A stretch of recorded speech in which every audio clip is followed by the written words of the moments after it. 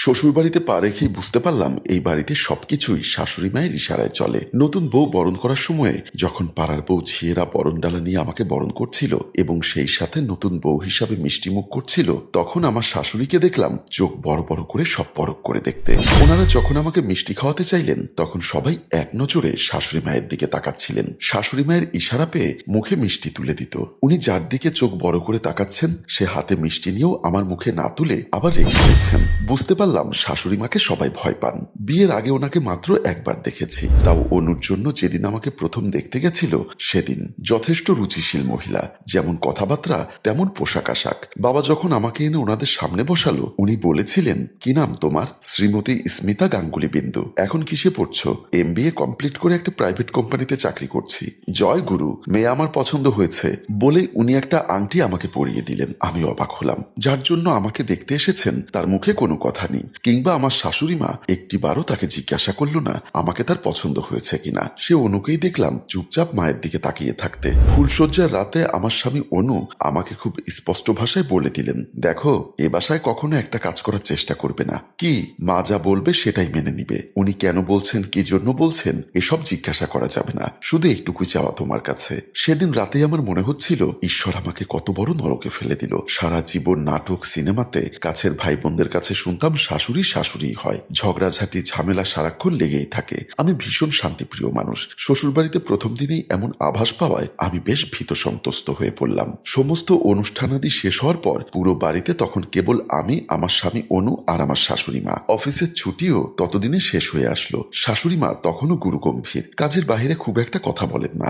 ওনার কাছে বেশ ভয়ে ভয়ে বলতে গেলাম, মা আমার ছুটি শেষ হয়ে এসেছে, আমাকে অফিসে জয়েন করতে হবে। তিনি সেরকম কোনো কথা বললেন না। তোমার অফিসে কি লাঞ্চ দেয় নাকি আগে বাসা থেকে নিয়ে যেতে? না মা, অফিসে দেয়। ঠিক আছে, সাবধানে যেও, পৌঁছে আমাকে জানিও। আর শোনো, তোমার অফিসের ঠিকানাটা আমার বিছানার পাশে রাখা আমার ডায়েরিতে লিখে দিয়ে যাও। রাতে বাসায় ফিরে তড়িঘড়ি করে রান্নাঘরে ঢুকতেই মা বলে উঠলেন, রান্না বান্না আমি করে ফেলেছি, তুমি আর অনু ফ্রেশ হয়ে এসে টেবিলে গিয়ে বসো, খাবার দিচ্ছি। তাড়াতাড়ি খেয়ে শুয়ে পড়বে, তাহলে একটা লম্বা ঘুম হবে, না হয় অফিসে গিয়ে ঝিমোবে।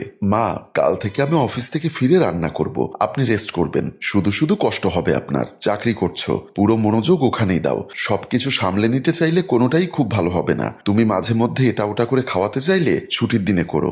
যতদিন বেঁচে আছি এদিকটা তোমাকে ভাবতে হবে না। আমি অবাক হলাম শাশুড়ি মায়ের কথা শুনে। আমি ভাবলাম হয়তো নতুন তাইমা আমায় কিছু করতে দিচ্ছেন না, কিন্তু ভাবনার ছেদ পড়ল যখন বিয়ের 1 বছর পার হয়ে গেছে। এখনো রোজ অফিস থেকে ফিরলে মা খাবার রেডি করে টেবিলে সাজিয়ে রাখেন। ওনাকে আমি বুঝতে পারি না, ভীষণ শক্তপোক্ত মানুষ, খুব কম কথা বলেন, কিন্তু সবকিছু নিজ হাতে করেন। আমার বোঝার কোনো উপায় নেই আমি এ বাড়ির বউ না মেয়ে। বেশ কদিন হলো অফিসে বেশ ঝামেলা চলছে। একদিন রাত 9টা বেজে গেল। আমিও কাজের চাপে বাসায় ফোন করে জানাতে ভুলে গেছি যে বাসায় যেতে দেরি হবে। হঠাৎ রিসিপশন থেকে একটা ফোন আসলো, ম্যাডাম নিচে ওয়েটিং রুমে আপনার জন্য একজন অপেক্ষা করছেন। আমি ভেবে পাচ্ছিলাম না এ সময় আমার কাছে কে আসবে। 7-5 ভাবতে ভাবতে ওয়েটিং রুমে গিয়ে দেখি শাশুড়ি মা বসে আছেন, বেশ গম্ভীর মুখ। মা, আপনি এখানে? তোমার কাজ শেষ নাকি আরেকটু লেট হবে? না মা, হয়ে এসেছে, আমিই বের হব।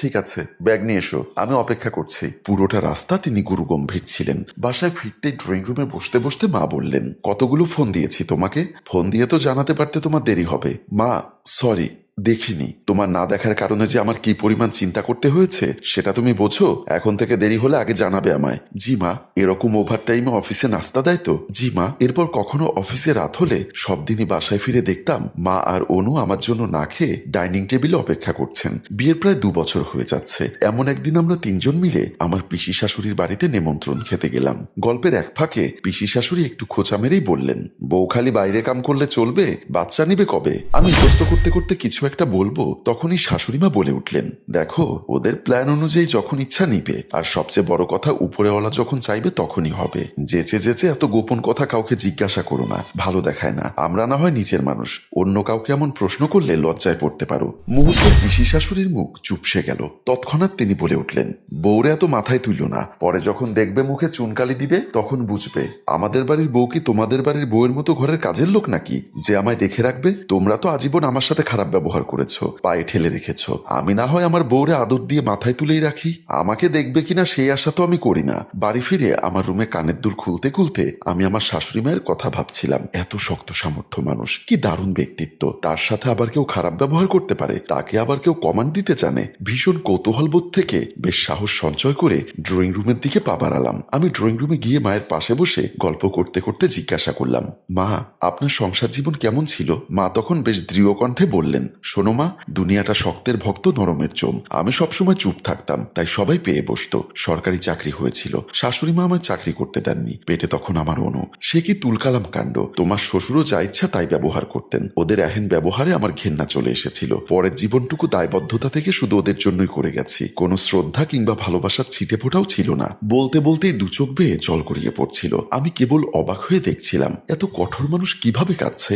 মা তখনও বলছিলেন, শুধু মন থেকে সৃষ্টিকর্তার কাছে চাইতাম আমার ছেলেটা যাতে মানুষ হয়। ছেলেটাও বড় হলো, আমিও শক্তি পেলাম। সবসময় চেয়েছি এই বাড়িতে অনুর বউ যাতে আমার মেয়ে হয়েই থাকে। নিজে যা পাইনি, আমার ছেলের বউ যাতে সেই বিভীষিকার মুখোমুখি না হয়। শাশুড়ি তো সবাই হয় রে মা, কজন অন্যের বাড়ি থেকে নিয়ে আসা মেয়েটার মা হয়ে উঠতে পারে বলো? অবাক চোখে আর ভীষণ শ্রদ্ধা ভরে আমি আমার শাশুড়ি মাকে দেখছিলাম। কি উন্নত একজন মানুষ। ইস, সব শাশুড়ি যদি ওনার মতো হতো। হ্যালো ভিউয়ার্স, কোথায় স্বর্গ কোথায় নরক, কে বলে বহুদূর? মানুষের মাঝে স্বর্গ নরক, মানুষের সুরাসুর। কথাটি তখনই সত্যি হয় যখন কোনো নারী তার জীবনে মনের মতো একটা শাশুড়ি পান। আমরা আশা করব আমাদের গল্পের মতো সব নারীদের জীবনে এমন শাশুড়ি আসুক। আমাদের গল্পটি আপনাদের কেমন লেগেছে তা অবশ্যই কমেন্ট বক্সে লিখে জানান। আর গল্পটি ভালো লাগলে সবাইকে দেখার জন্য শেয়ার করে দিন। ধন্যবাদ।